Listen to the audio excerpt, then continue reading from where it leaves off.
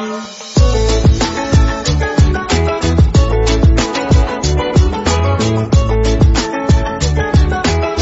The lord. ప్రభువైన యేసుక్రీస్తు వారు ఈరోజు మనకు అందిస్తున్నటువంటి వాగ్దానం ఆదికాండము 11వ అధ్యాయం 6వ వచనం. వారు చేయదలిచిన ఏ పని అయినను చేయకుండా వారికి ఆటంకమేమీ ఉండదు. ప్రపంచ విభజన, జలప్రలయం తరువాత మానవులంతా ఒకే భాష మాట్లాడారు. ప్రజలంతా ఒకే పదజాలం ఉపయోగించారు. తూర్పు నుండి ప్రజలు కదిలిపోయారు.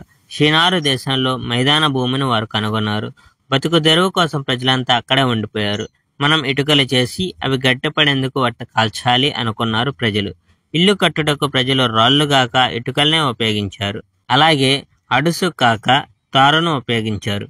అప్పుడు ప్రజలు ఇలా అనుకున్నారు, మన కోసం మనం ఒక పట్టణం కట్టుకోవాలి.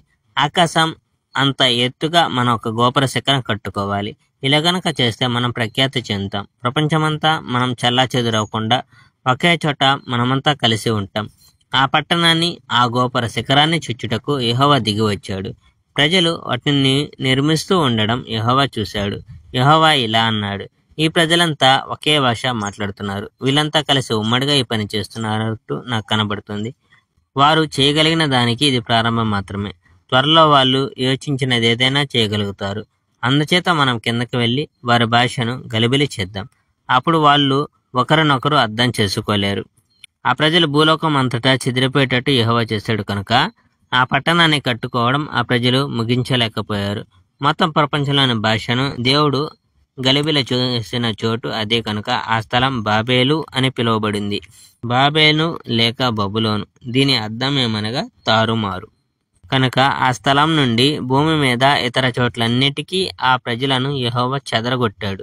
షేము కుటుంబ చరిత్ర. షేము కుటుంబ చరిత్ర ఇది. జలప్రలయం తర్వాత 2 సంవత్సరాలకు షేము 100 సంవత్సరాల వయసులో ఉన్నప్పుడు అతని కుమారుడు అర్పక్షదు పుట్టాడు. ఆ తర్వాత షేము 700 సంవత్సరములు జీవించాడు.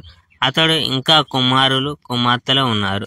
అర్పక్షదు 35 సంవత్సరముల వయసులో ఉన్నప్పుడు అతని కుమారుడు షేలాహు పుట్టాడు. షేలాహు పుట్టిన తర్వాత అర్పక్షదు 403 సంవత్సరములు జీవించాడు.